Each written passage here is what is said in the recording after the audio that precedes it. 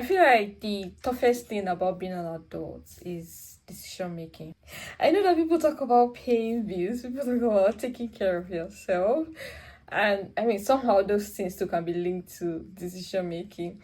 But when it comes to actually making a decision on decision about where you want to live, where you want to stay, what you want to do next, what you should be doing next, I feel like that's like the toughest moment of being an adult. And this sort of makes me appreciate our elderly ones, our parents more.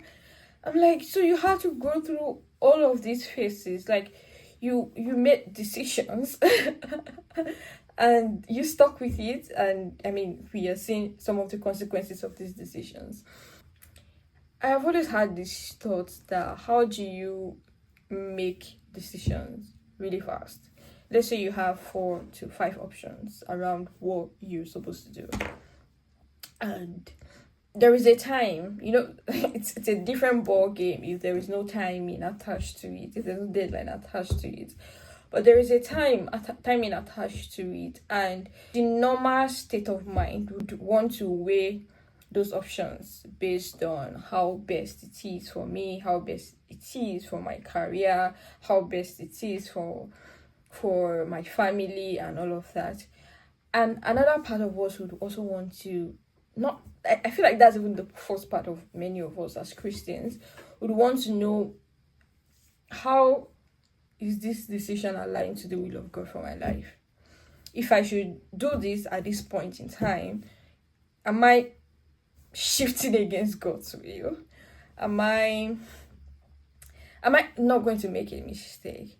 So how do people actually get to that point where they can make a decision? Or particularly for you, if they've always, growing up, we've always had people make decisions for us. Our parents make a lot of decisions for us, and now some of us are adults, and it's really very difficult to make a decision and stand by it without necessarily seeking for someone else's validation and all of that.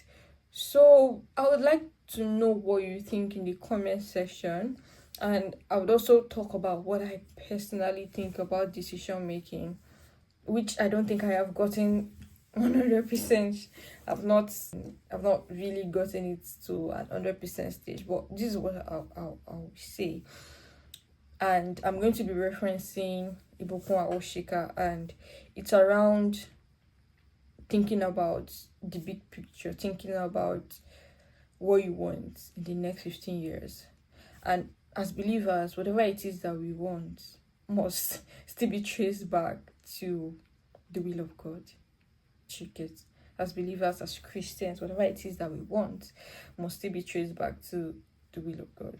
So if you already have that picture that maybe God has placed in your heart for your future, and what you just need to do is to trace it back. Okay, this is what God has told me about how my life is going to be. This is how I have envisioned my future. This particular decision, is it going to help me to reach that destination? I know no journey is linear at all, but this is just one of the ways that I think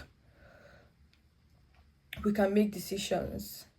And the second way is, for those that hear God clearly, for those that have dreams on what they need to be doing part time. Some persons are that gifted, and I'm still even praying for that. I'm praying for the gift of dreams, and yeah, some people are able to make decisions based on dreams.